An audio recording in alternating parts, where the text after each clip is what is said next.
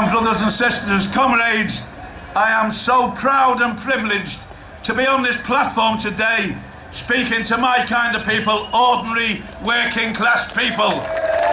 And Dave mentioned Margaret Thatcher. And yes, Margaret Thatcher destroyed the mines, but she never destroyed the miners and their families, and she certainly didn't destroy the spirit. Look at this turnout today. It's unbelievable. They're already talking the numbers down.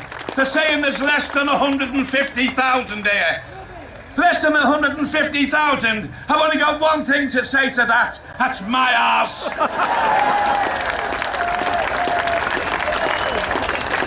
But listen, you've got some wonderful speakers on the platform who know the ins and outs of politics. I'm here today to ask you a simple favour, as one working class lad to the working class community of this county. I want you to sign this petition for me, which is going round. There's people in the crowd now, and I just want to give you 5 minutes, that's all, of what it's all about. In 1973, we were sentenced to jail terms for going on strike in the one and only building strike there's ever been. But through it, we learned that our telephones were tapped as far back as that. A couple of months ago, I was informed by Scotland Yard itself that my phone had been hacked by the Murdoch press. Now, I don't know what they're frightened of. I'm a City and Guilds plasterer and a bit of an actor on the stage. What the hell are they bloody frightened of? But let me tell you this. It's 40 years since we were sent to jail. 40 years. And we didn't go to jail on a unanimous verdict. We went on a majority verdict because the jury was told by the court usher that if we got found guilty, we were only going to get fined 50 quid and the unions were going to pay the £50. Well, let me tell you something. We were abandoned by the unions in 1973, but I'm glad to say now we've got some real working class leaders of the trade union movement, and I don't think that could happen again. I think if the lads get in struggle, I think they'll have all the support in the world that they need from this leadership. But let me tell you, after 30 years, the papers are supposed to be released under the Freedom of Information Act. And when we applied, they wouldn't release them.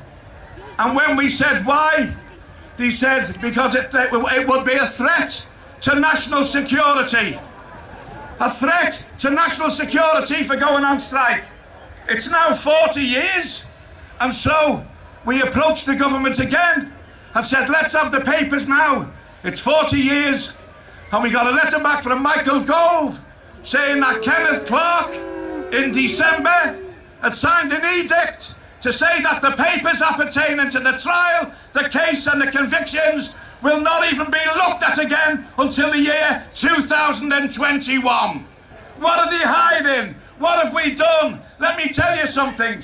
On the day we went picketing, we were accompanied by 80 policemen. 80 policemen were with us all the time. Where the alleged offences took place, no one was charged, no one was arrested, and not a single name and address was taken.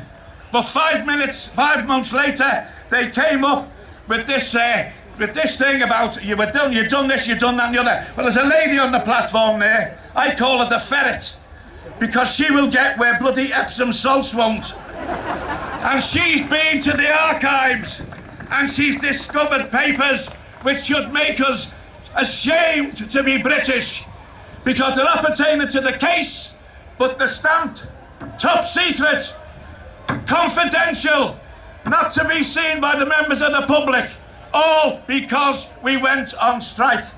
So when they wouldn't release the papers, Eileen said, well, what we'll do, we'll get an e-petition. All we want is 100,000 signatures, and that's got to get raised in Parliament and discussed. So we went to see Len McCluskey, we went to see Bob Crow, we went to see Mark Soetta, and within a few days, the figures had shot up, or so we thought. They stopped. So when Eileen approached Downing Street and said, what's wrong with the petition? They said, well, to be honest with you, over 58,000 people have signed, but 42,000 of them have made a little mistake, so they don't count. 42,000 out of 58.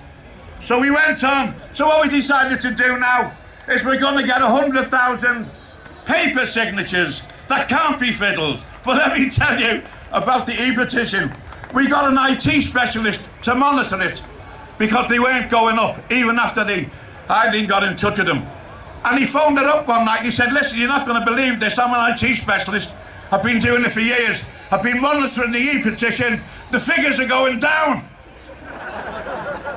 I said, it's a pity it's not inflation.